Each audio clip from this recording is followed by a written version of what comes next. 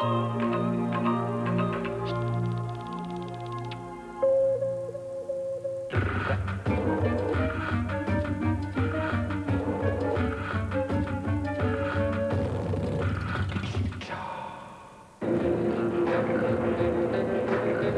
si on changeait de vie?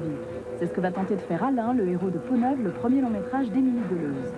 Pour prendre un nouveau départ, il largue son emploi de testeur de jeux vidéo, sa femme et sa fille, pour apprendre en province le maniement d'engins de chantier.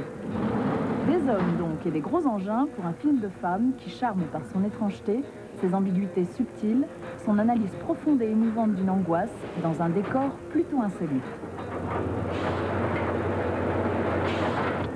Samuel Le Bihan est un Alain remarquable et Martial Di Fonzobo en camarade de chantier ne l'est pas moins. Peau-Neuve a été sélectionné dans la section Un certain regard au dernier festival de Cannes et a reçu le prix Fipreschi de la critique internationale.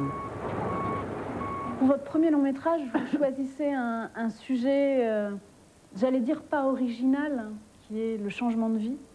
Pourquoi ce choix? En gros, tout le monde cherche à changer de vie. À partir du moment où vous êtes installé dans quelque chose et que surtout le regard extérieur vous dit vous êtes telle personne et vous avez à faire ça le restant de votre vie, à l'instant où vous entendez ça, c'est insupportable. Je pense que n'importe qui cherche toujours à se tirer de la situation dans laquelle on l'a mis. Oui, je t'aime, mais ça suffit pas. Et ça va changer. Mais on est bien comme ça tous les trois, non? Tu veux changer pourquoi? Pour aller où? Et fais-moi confiance. C'est pour nous que je veux changer de vie. Pour nous? T'as pensé à moi quand t'as décidé de faire ce stage? Tu t'es demandé si ça me faisait plaisir d'être toute seule à Paris avec la petite et l'hôpital? Je voulais prendre la personne la plus transparente qui soit, la plus, disons, représentative de ce que la société appelle l'être humain actif. Donc, hélas, enfin hélas ou pas hélas, mais aujourd'hui, ce qu'on appelle la représentation, l'étalon, disons, de la société, c'est l'homme de 30 ans qui travaille, qui a une situation salariée régulière. Donc je m'étais accrochée à ça. Et après, je pense que peut-être je me sens plus proche de personnages comme Alain, masculins, que des filles. Alors peut-être justement parce que je ne suis pas un garçon et que j'arrive à les regarder plus facilement qu'un garçon regarde un autre garçon. J'ai une proposition à te faire. J'écoute. Ça te plairait de conduire des bulldozers? Quoi? Oui, un stage de reconversion pour devenir conducteur d'engin de chantier. Ouais, c'est une blague, ça.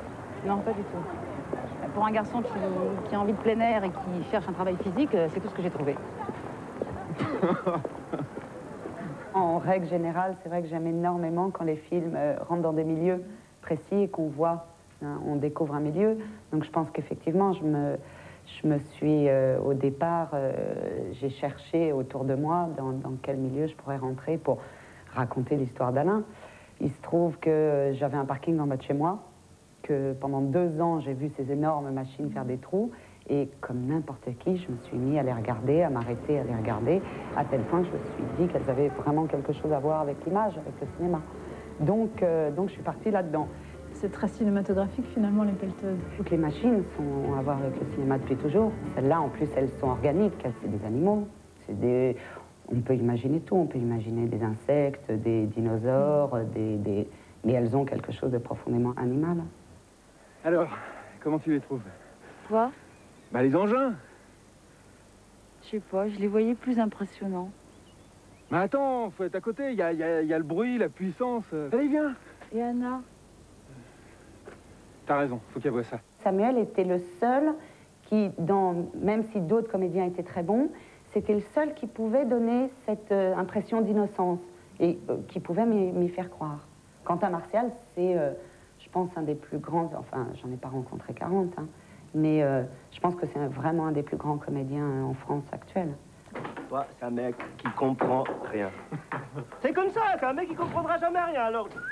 Y a rien à comprendre, t'es débile, t'as rien à foutre ici. C'est ça, oui. Alain, dis-leur là, pour la vitesse de rotation, ils veulent pas me croire, alors, bordel de merde. Lève-toi avec ton verre au lieu de frimer, allez.